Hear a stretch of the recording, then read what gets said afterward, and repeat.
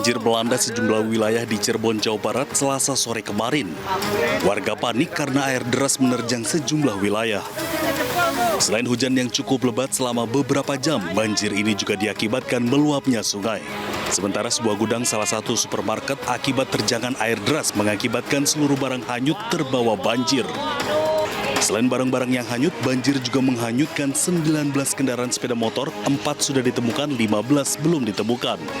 Banjir ini juga merendam sejumlah perumahan di kawasan Dauan, Kecamatan Tengah Brani hingga mencapai hingga 1 meter. Warga tidak dapat menyelamatkan barang-barang mereka dan sejumlah warga terpaksa mengungsi di aula kantor desa. Kemarin telah terjadi hujan deras pada hari Selasa tanggal 23 Desember 2025 pukul 16.30 waktu Indonesia Barat di beberapa wilayah Kecamatan Sumber khususnya terjadi banjir khususnya di Kelurahan Tuk Mudal. Warga khawatir terjadi banjir susulan akibat cuaca hujan di wilayah Cirebon yang masih kerap terjadi.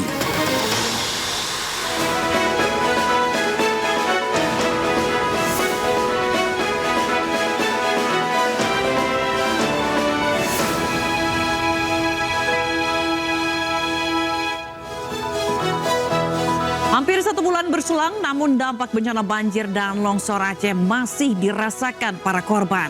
Lebih dari 1.100 korban tewas, 7.000 lebih terluka, lebih dari 100 orang hilang, dan 300 jiwa lebih masih mengungsi hingga saat ini.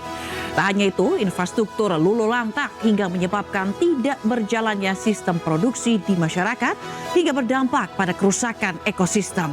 Lantas siapakah yang harus bertanggung jawab atas musibah ini? Siapa di balik bencana ekologis? Bersama saya Fazilah Khairunisa, inilah The Prime Show selengkapnya.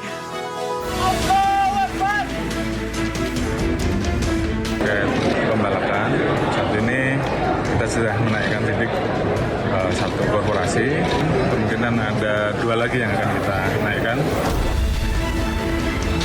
Indonesia mampu mengatasi ini. Ada teriak-teriak ingin ini dinyatakan bencana nasional. Jangan ada alasan cari lahan dan sebagainya, pakai lahan milik negara yang ada. Aku mohon sama Bapak pemerintah segera bangun rumah sekolah kami dan berikan baju-baju.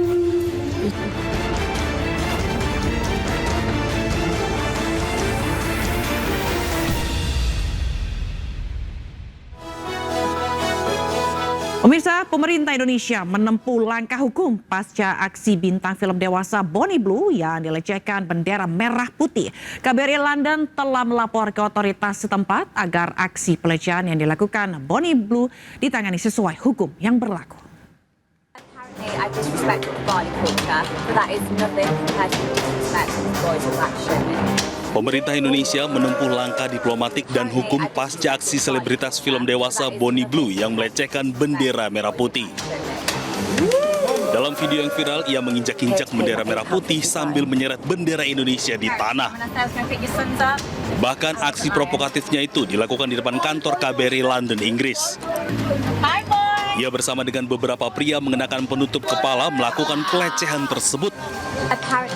Sebagai tindak lanjut, KBRI London telah sampaikan pengaduan resmi kepada otoritas terkait di Inggris termasuk kepolisian London guna pastikan penanganan kasus dilakukan sesuai hukum yang berlaku di negara setempat. Dalam kaitan tersebut, KBRI London telah menyampaikan pengaduan resmi kepada otoritas terkait di Inggris, termasuk Kementerian Luar Negeri Inggris dan kepolisian setempat untuk penanganan lebih lanjut sesuai dengan hukum, prosedur, dan kewenangan yang berlaku di Inggris. Kami juga menegaskan bahwa kebebasan berekspresi tidak dapat digunakan sebagai pembenaran untuk merendahkan simbol negara lain atau mencederai prinsip saling menghormati dalam hubungan antar negara. Sebelumnya Bonnie Blue dideportasi dari Indonesia setelah melakukan pelanggaran lalu lintas dengan membuat konten sambil mengendarai mobil pickup di jalan raya di Bali. Bonnie juga dijatuhi hukuman pidana denda Rp200.000 di Pengadilan Negeri Denpasar. Pihak Imigrasi Ngurah Rai Bali telah mengajukan penangkalan terhadap Boni selama 10 tahun sejak 12 Desember 2025.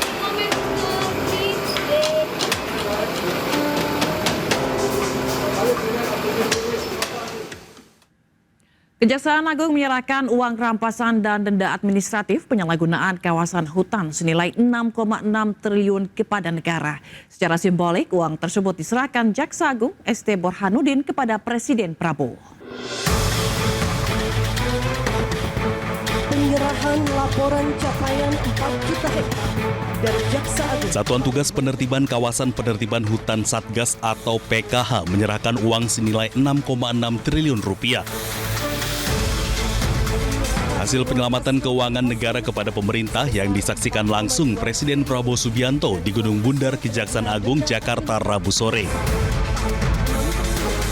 Tumpukan uang pecahan Rp100.000 yang disusun ini terdiri dari 2,34 triliun rupiah hasil penagihan denda administratif kehutanan oleh Satgas Penertiban Kawasan Hutan atau PKH. Dan 4,28 triliun rupiah hasil penyelamatan keuangan negara atas penanganan perkara tindak pidana korupsi oleh Kejaksaan Republik Indonesia. Adalah suatu kehormatan bagi saya dan juga kebahagiaan saya diundang untuk menyaksikan penyerahan hasil penyelamatan keuangan negara dan penagihan denda administratif sebesar 6,6 triliun lebih sebagai hasil kerja keras dari Satgas Penertiban Kawasan Hutan yang telah saya bentuk pada tanggal 21 Januari 2025 dengan Peraturan Presiden Nomor 5. Saudara-saudara sekalian, juga tadi dilaporkan Satgas berhasil menguasai kembali 4 juta hektar lebih kawasan hutan yang tidak tertib, yang melanggar undang-undang, melanggar peraturan, melanggar ketentuan. Tak hanya itu, Satgas PKH juga berhasil menguasai kembali 4 juta hektar lebih kawasan hutan yang tidak tertib dan melanggar undang-undang.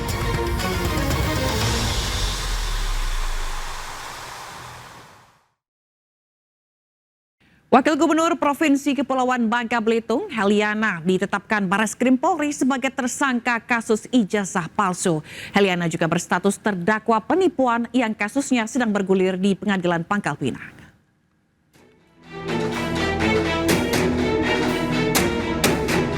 Wakil Gubernur Provinsi Bangka Belitung, Heliana, menjalani proses persidangan di Pengadilan Negeri Pangkal Pinang sebagai terdakwa kasus dugaan penipuan.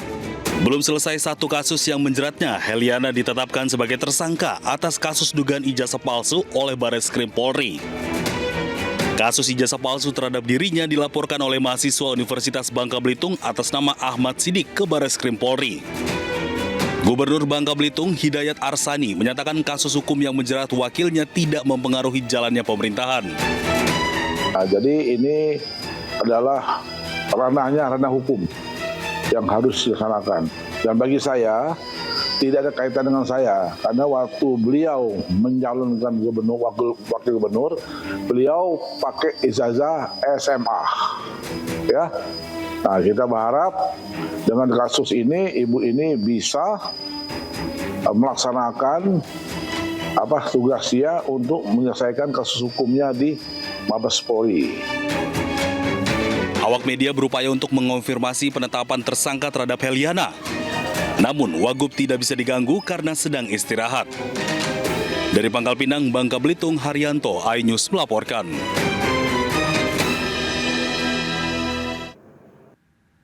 Pemirsa, usai jeda kami akan berbincang bersama para narasumber terkait musibah banjir dan longsor di Sumatera, Aceh, dan siapa di balik bencana ekologis tersebut. Jangan kemana-mana, tetaplah di The Prime Show.